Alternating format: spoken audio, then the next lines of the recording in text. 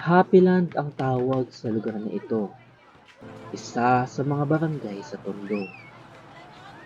Kung pakikinggan ay tunog na kaeengganyo, subalit para sa magkakapatid na Dabalos ay tila yata kalbaryo.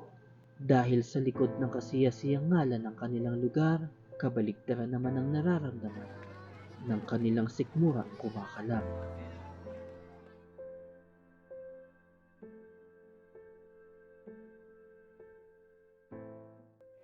Nakapustura pang alis, nasuot ang kanyang paboritong damit at sapatos. Ito si Sus, isa sa mga anak ni Ate Risa. Sa araw na iyon ay magtutungo sila sa kanyang Christmas party. Tahimik at mahiyain. Kung titignan ay parang tipikal na bata lamang si Sus. Para bang walang pasan-pasan na hirap. Pero taliwas ito sa tunay nilang estado. Dahil tulad ng iba pa niyang kapatid na nag-aabang sa kanilang pag-uwi, masalimuot na mundo ang nag-aantay sa kanila kinabukasan. Titing na kayo, nak! Alas 7 pa lamang ng umaga ay naririnig ko na ang tawag ni Ate Risa sa kanyang mga anak. Mayroon kasing ginaganap na feeding program sa kalapit na kalye. Huwag kang ano! Araw-araw kayo nagpe-feeding? Ayun yung nagiging almusal nyo. Sabik na nagpunta ang mga bata rito. Ay, ang dami nila. Ngunit mahaba na ang pila nang kami ay dumating.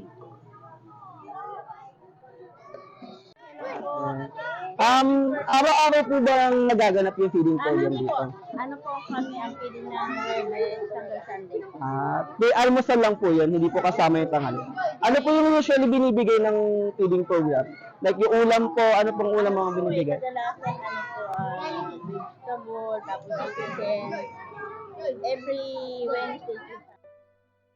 Habang naghihintay ang mga bata ay binalikan ko muna si Ate Risa sa kanilang tahanan na kasalukuyang nagbabalat ng bawang. So ate, magkano po yung kinikita niyo sa pagbabawang? So, isang araw, 180. Pinakamataas na yung 270. 180. Gaano po kadami yung binabalatan niyo? Dalawang sako.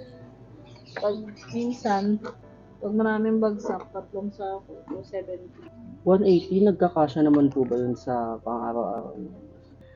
Sinubukan ko siyang gawin, subalit napagtanto ko na mahirap pala ito. Magpaharap sa'yo kasi pag dumulas. Pagpalabas. Palabas. Kasi pag dumulas, masusugatan ko. Madalas ay nakikita ko ang mga balat na ito na itinitinda sa palengke. At hindi kailanman sumagi sa aking isip na sa bawat balat ng bawang na ating ginagamit pang luto, sa likod nito ay may mga kamay na mano-mano itong pinagtiyagaan at iningatan.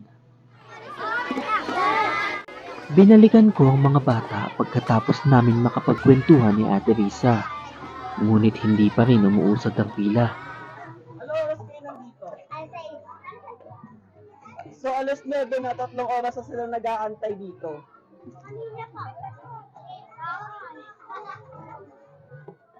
Matapos ang 3.5 oras ay umusad na rin ang pila.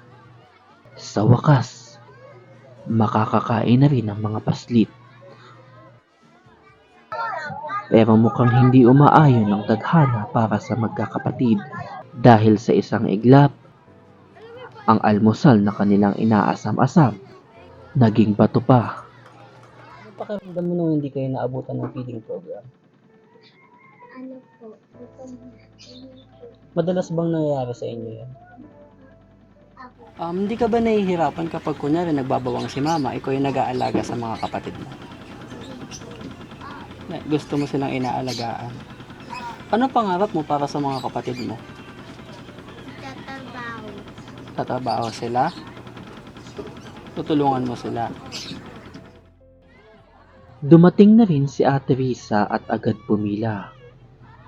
Nagbabaka sakaling kahit papano ay may maiuuwing panlamang tiyan ang kanyang mga anak.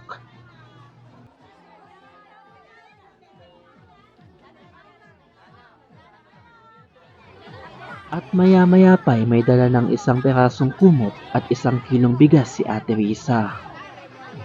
Sakto para sa tanghalian ng buong mag-anak. Kailan po ulit nagaganap yung project po ng Pearl Feeding Program? Mula Thursday hanggang May. So kagaya po yan kanina, naputol po dahil, nag-cut off po sila, tapos hindi po naabutan po yung mga anak nila. Ano po yung usually kinakain na lang po ng mga anak nila? Wala na po, diretso na sila, tanghalian na. Habang nag-aantay ng sinaing na mula sa 1 kilong bigas na natanggap kanina, inaliw muna ng mag-anak ang kanilang mga sarili. Palagay ang loob na sa ilang sandali lamang ay makakakain na rin sila. Sa ate, magkano po yung halaga ng pagpag na binili nyo? 30. Yung 30 na po na yan, kasya na po yan pang hanggang anong oras? Sa tanghalian lang po yan. Ito ang kanilang tanghalian, pagpag. At para sa pamilya Dabalos, ito ay maituturing na disenteng pagkain.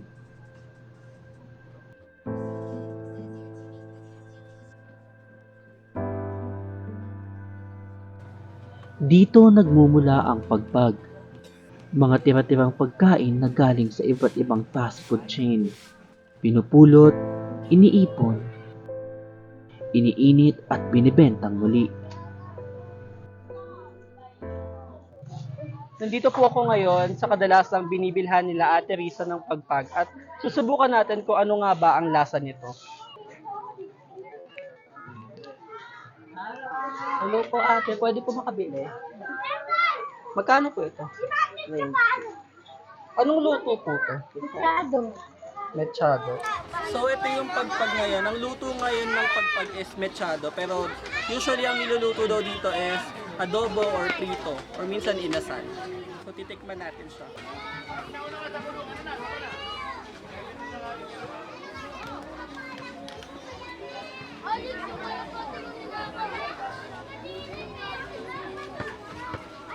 Masarap naman siya.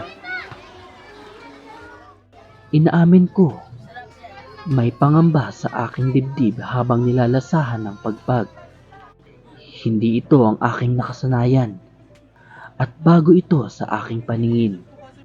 Gayunpaman, alam ko na mahalaga ito dahil para sa mga nakatira rito, ito ang pampawi ng kanilang gutom.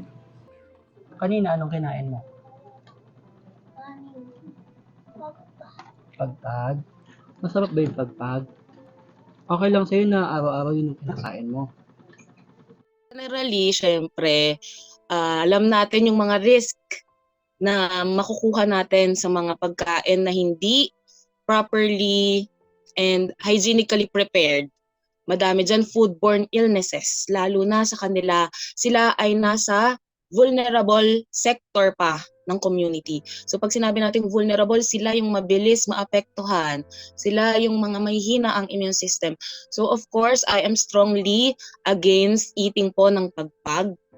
Upang malaman ang timbang ng mga bata, sinamahan ko ang magkakapatid sa Tulay ng Kabataan o TNK, isang organisasyon na tumutulong sa mga batang tulad nila. Ngayon, sasamahan natin yung mga bata magpatimbang.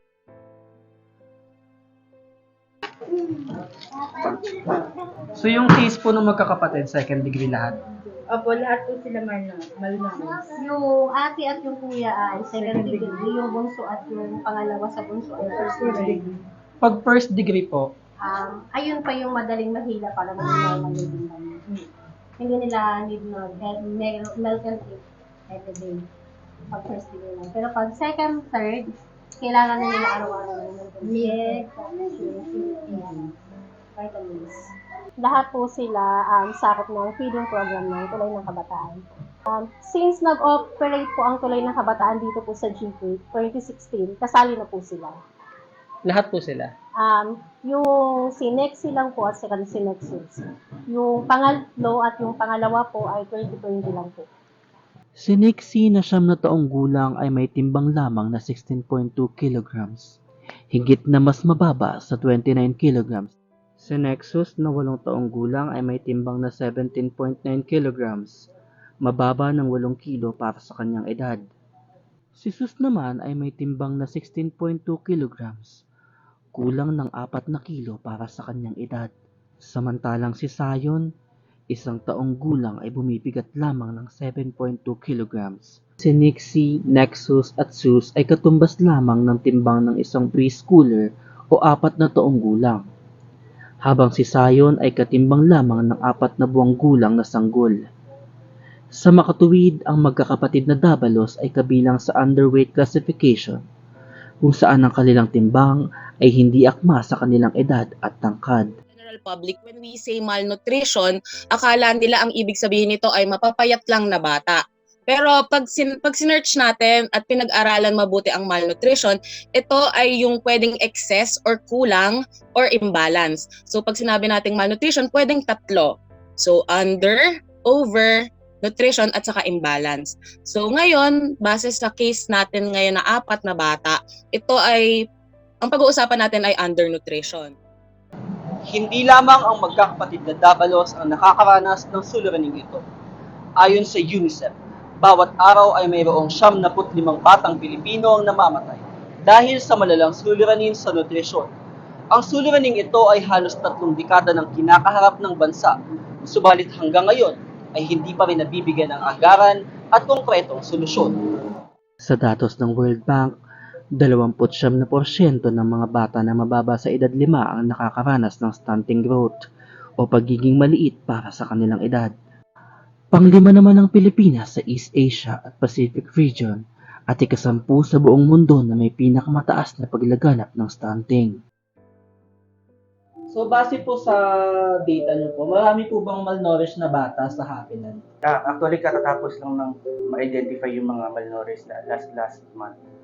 Kasi nagpa-feeding program si barangay para sa kanila. So, palagay nyo po, bakit po kaya nangyayari or bakit po may ganitong pangyayari sa mga bata sa Happyland? Siyempre, ang number one kasi cause niyan is depressed area. Depressed area, unemployed yung magulang o underemployed. Ganun dyan eh. Siyempre, pag unemployed, siyempre damay yung bata. Ang problema sa undernutrition ay nakikita sa mga komunidad na may malalaring suliranin ng kahirapan. Isa sa pinakapangunahing dahilan nito ay financial insecurity at kakulangan sa mga wasto at tamang pagkain. Sa tala ng Global Hunger Index, ang Pilipinas ay mayroong Hunger Index score na 14.8%, kung saan ang bansa ay kabilang sa moderate level ng mga taong nagugutom. So dapat po ganito ang kinakain ng general po na mga Pilipino.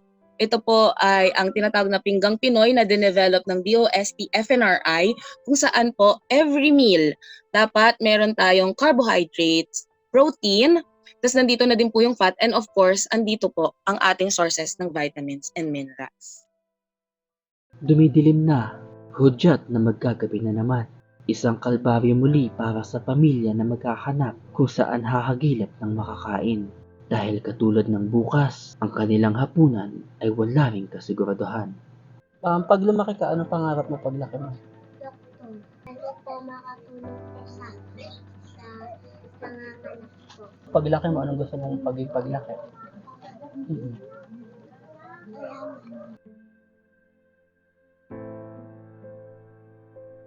Ang suliranin sa malnutrisyon ay matagal nang kinakaharap ng bansa. At marami na ring dokumentaryo ang nagawa patungkol rito. Subalit, kung patuloy na magbubulag-bulagan ng mga taong may kapangyarihan para baguhin ito, ang mga batang katulad ng magkakapatid na Dabalos ay patuloy pa ring aasa sa pinagbag na nutrisyon. at mananatili na lamang paksa sa marami pang dokumentaryo.